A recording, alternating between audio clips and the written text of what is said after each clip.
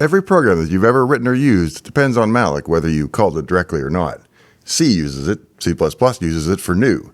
Python, JavaScript, Java, C#, Go, Rust, browsers, games, databases, web servers, device drivers, and probably even the little daemon that updates your Sonicare toothbrush all have some version of the same problem. At runtime, they need memory, but they don't know exactly how much ahead of time, and then somebody has to give them a pointer. And that someone is not a magical little wizard. Now, Malloc looks magical because the interface is almost offensively simple. You say, I need 37 bytes, and it hands you back an address. And that's it. No ceremony, no explanation.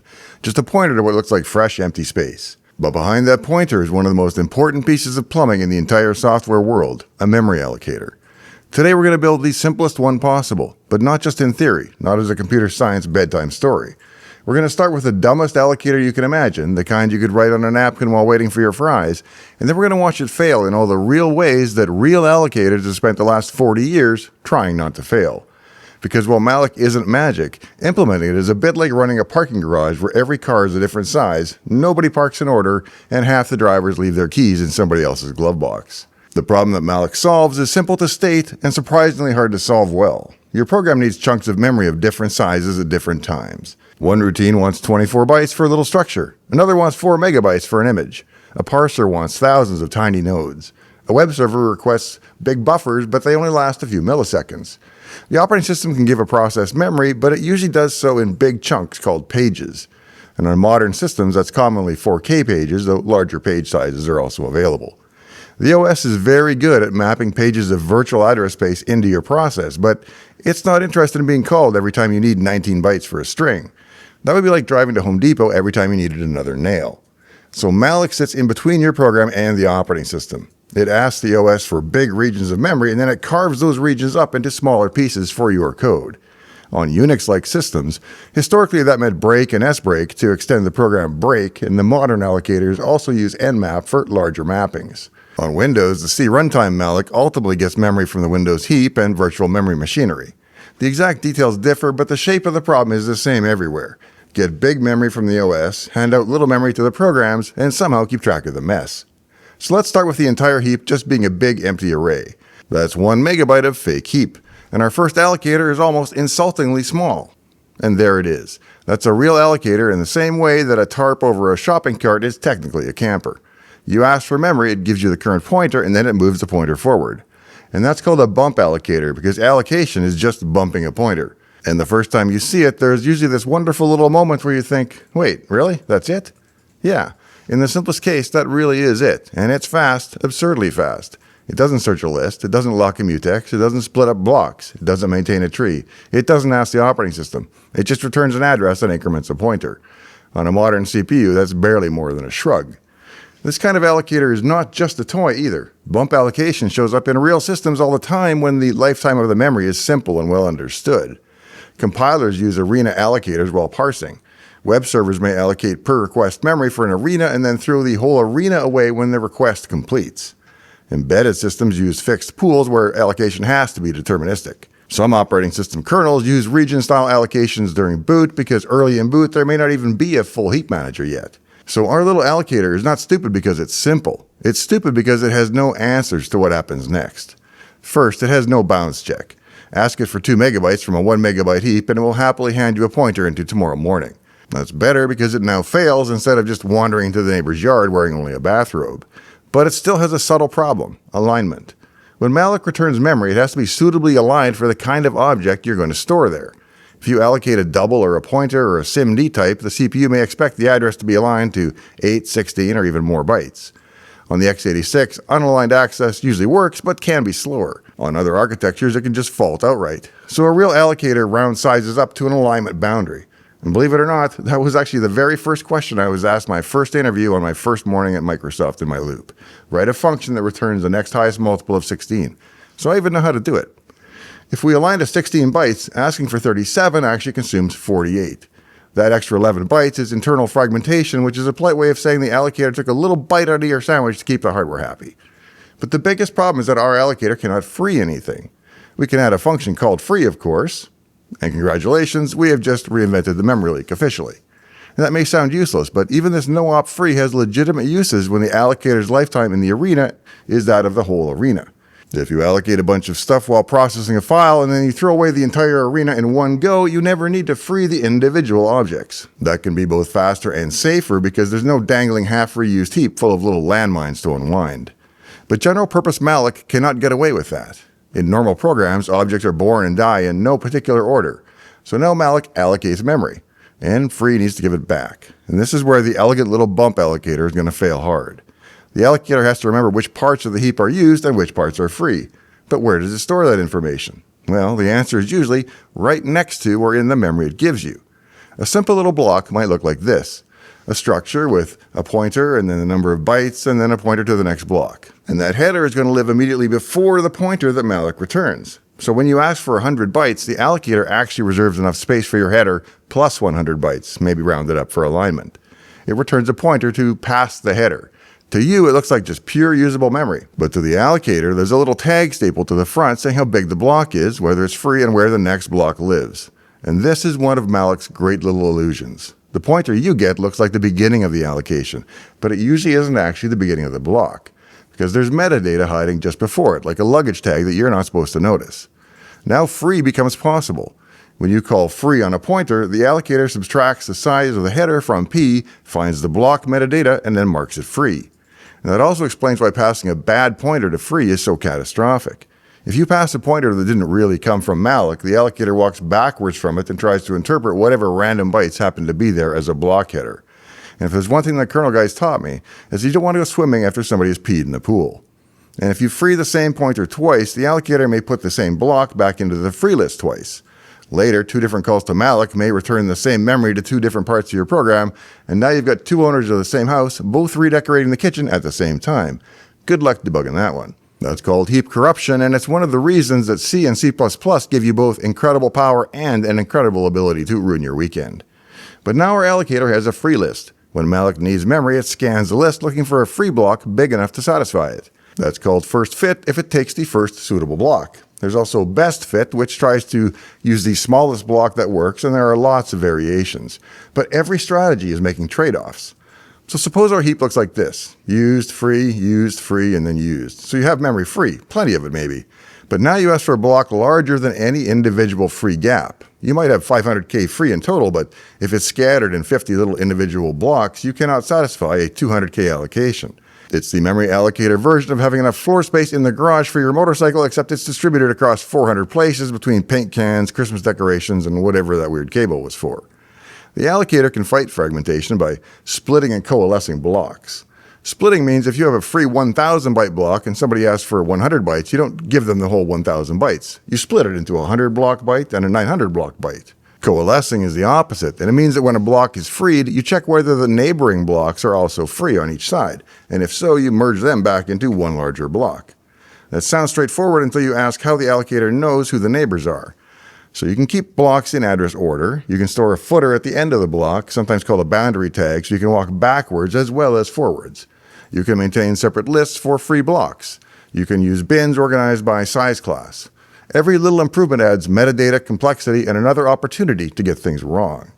And this is why real Malloc implementations are not 5 lines long. The 5-line version works right up until the time when reality touches it. Real allocators usually don't keep one giant free list. That would be too slow. If every Malloc had to scan thousands of blocks to find just one that fits, your program would spend most of its life doing tiny real estate transactions. Instead, allocators divide memory into size classes. So tiny allocations go into one set of bins, medium allocations go into another, and large allocations may bypass the normal heap entirely and request dedicated virtual memory mappings from the operating system directly. That's because allocation patterns are not random. Programs tend to allocate a lot of objects of the same size: strings, nodes, buffers, hash table entries, message objects, GUI controls, packets. So if you know that a request is for 64 bytes, you can often satisfy it from a bin of 64-byte chunks without searching the entire heap. This is also the idea behind slab allocators and object pools. If you allocate the same kind of thing over and over, prepare a tray of exactly the kind of thing and stop making the allocator guess. Then come threads. In the old days, a program might be mostly single-threaded, and Malloc could get away with some relatively simple locking. But modern software has thread pools, async runtimes, background workers, render threads, audio threads, telemetry threads, and 17 things named helper that appear in Task Manager while appearing to do absolutely nothing helpful. If every thread has to grab one global heap lock for every allocation, then Malloc effectively becomes like a traffic light in the middle of a freeway interchange. So modern allocators often use per-thread caches or multiple arenas. A thread can allocate small objects from its local cache without contending with every other thread in the process. That's much faster, but it introduces new trade-offs. Memory can become stranded in one thread's cache while another thread really needs it. More arenas can reduce lock contention but increase the total memory footprint. Once again, every solution drags a little wagon of new problems behind it. And then there's security. For many years, heap metadata was a favorite target for exploitation. If an attacker could overflow a buffer and overwrite the allocator's bookkeeping, they might be able to trick free into writing attacker-controlled values to attacker-controlled locations. And that's the sort of bug that turns oops, I just copied too many bytes into oops, now somebody else owns your process. Modern allocators defend themselves with cookies, encoded pointers, guard pages, delayed reuse, quarantines, heap consistency checks, randomized layouts, and debug modes that fill free memory with recognizable patterns. Tools like Address Sanitizer can catch use after free and out-of-bounds writes by surrounding allocations with poisoned regions. Back in the NT days, we had a special debug allocator that would put hardware guard pages before and after every allocation. It was a ton of overhead to run that build, but it shook a lot of bugs loose.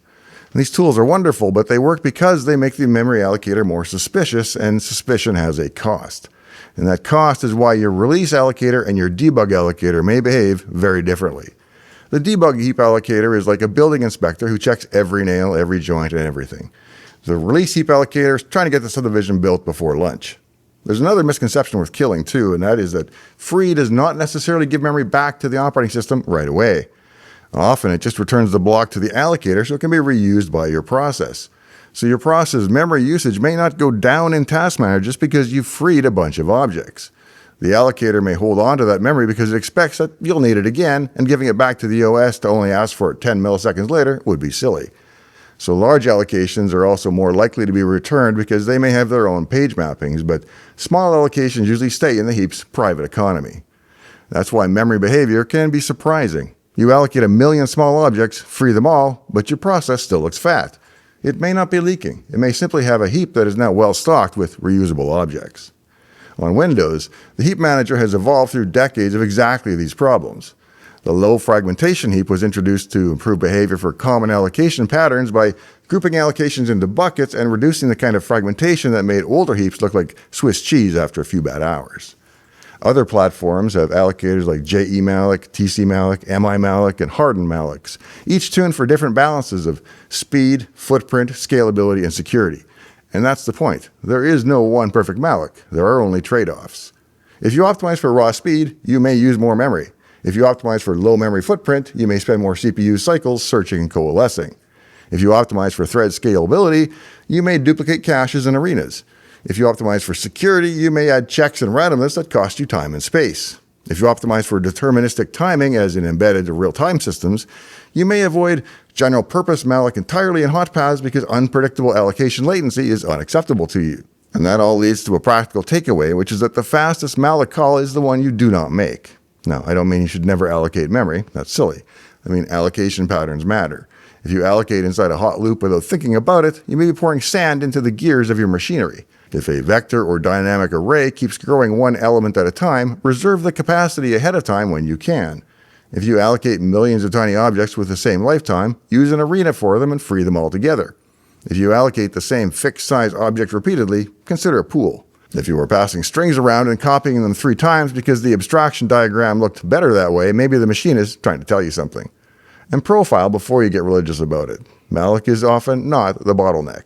Modern allocators are actually very good, but when allocation is the bottleneck, it can be spectacularly bad because it's not just the allocator cost. It's the cache misses, the fragmentation, it's memory bandwidth, it's lock contention, it's TLB pressure, it's destructors and constructors and zeroing and page faults and all the invisible machinery that wakes up because you asked for another tiny object in the wrong place.